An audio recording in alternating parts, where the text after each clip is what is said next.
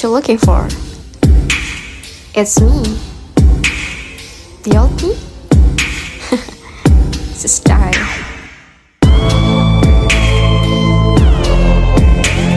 Assalamualaikum warahmatullahi wabarakatuh. Di sini kami dari kelompok 5 akan menjelaskan dan memberi contoh tentang penggolongan berbagai macam laporan dalam bisnis.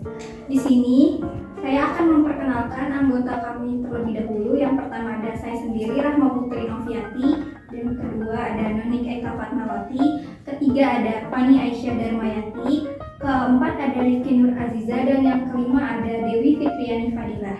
Saya akan menjelaskan tentang definisi dan ruang lingkup laporan bisnis. Laporan bisnis adalah suatu laporan yang bersifat netral, memiliki tujuan yang jelas dan menyajikan fakta kepada seseorang atau lebih dalam rangka mencapai tujuan bisnis. Laporan fakta mungkin meliputi berbagai peristiwa, kondisi, mutu, perkembangan, hasil, produk, masalah, atau suatu pemecahan. Laporan-laporan ini dapat membantu penerima memahami suatu bisnis yang kompleks. Penggolongan laporan bisnis.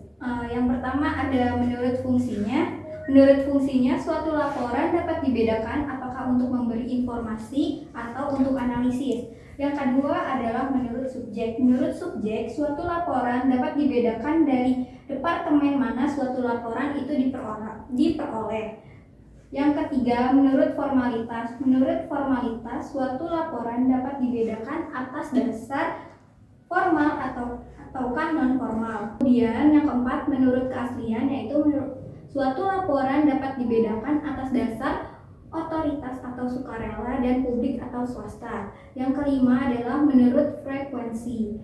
Suatu laporan dapat dibedakan atas dasar apakah secara berkala atau khusus. Kemudian menurut jenis, suatu laporan dipengaruhi oleh formalitas dan pentingnya laporan. Selanjutnya, menurut kegiatan proyek. Menurut kegiatan proyek terdapat 3 jenis laporan, yaitu laporan pendahuluan, laporan perkembangan, dan laporan akhir.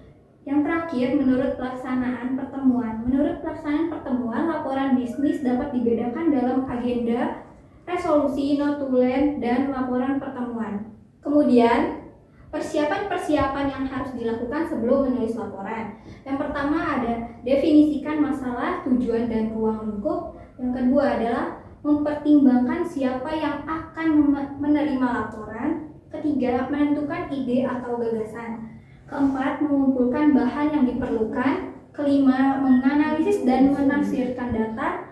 Keenam adalah mengorganisasi data dan mempersiapkan kerangka akhir. Bagian pokok dari laporan bisnis ini ada 3, yaitu terdapat pendahuluan, teks, dan penutup. Di dalam pendahuluan terdapat pemberi kuasa, layout masalah, maksud, ruang lingkup, metodologi, sumber-sumber primer atau sekunder, latar belakang, definisi istilah, dan keterbatasan, kemudian rekomendasi. Selanjutnya yang kedua adalah teks. Bagian terpanjang dari suatu laporan bisnis itu adalah teks.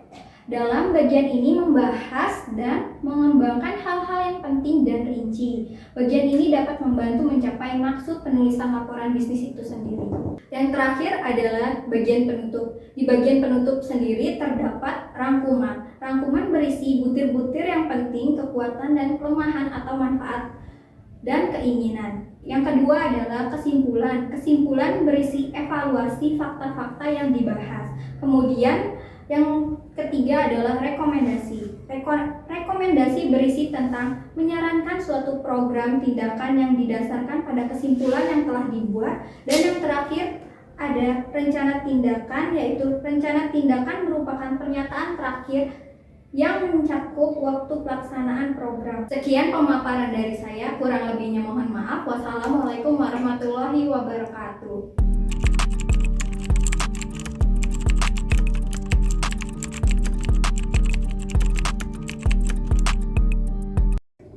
Selamat pagi untuk rekan-rekan semua. Hari ini kita akan membahas tentang laporan bisnis. Selanjutnya yang akan dipandu oleh sekretaris saya yaitu Mbak Fani. Silakan Mbak Fani.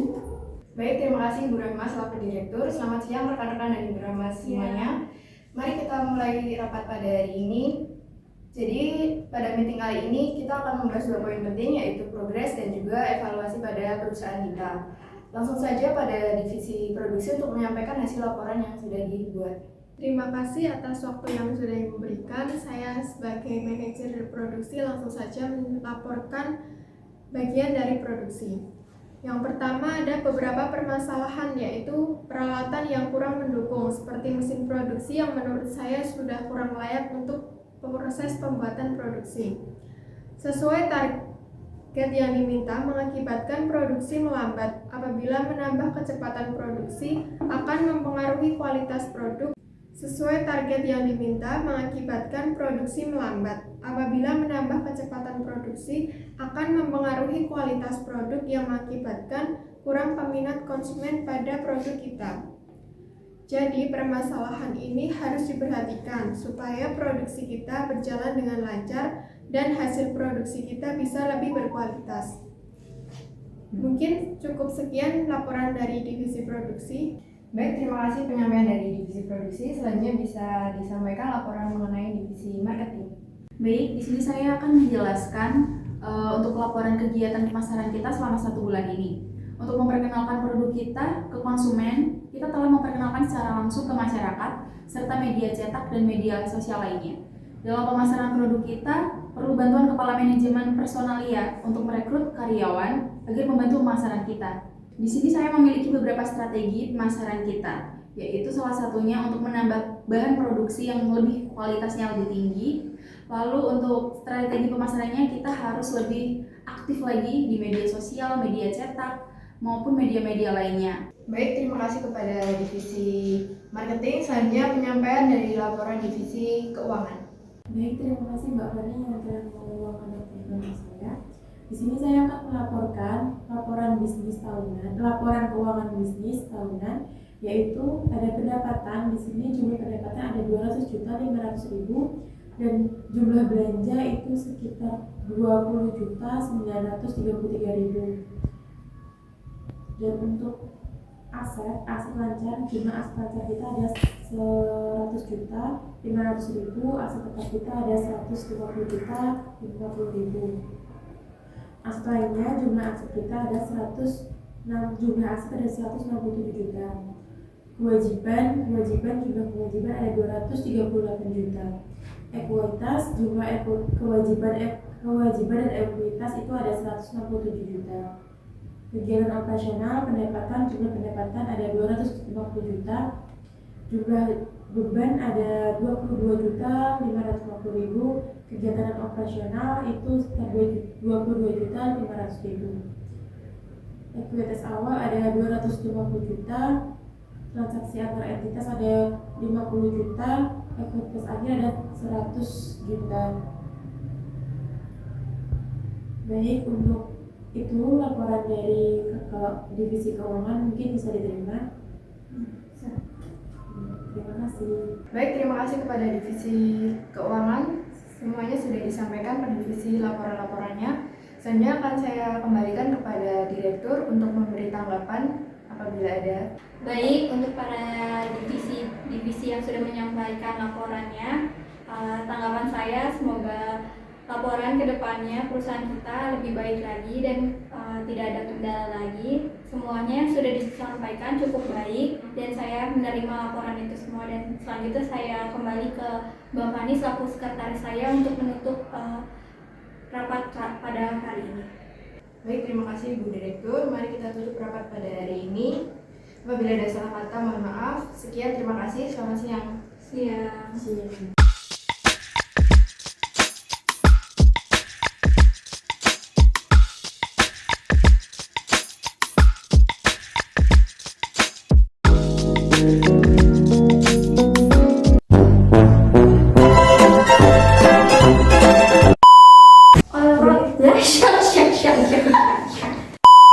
Kualitas salah.